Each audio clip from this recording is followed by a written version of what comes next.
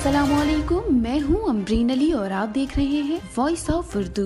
नाज़रीन, जद्दा में सहाफ़ी बरादरी से मुलाकात के दौरान सफ़ीर पाकिस्तान बिलाल अकबर ने कहा है कि स्कॉलरशिप 75% पाकिस्तान और 25% सऊदी अरब में ज़ेर तालीम तलबा के लिए होगा, जबकि स्कॉलरशिप के जरिए पाकिस्तानी तलबा डिप्लोमा, बैचलर्स, मास्टर्स और PhD कर सकेंगे।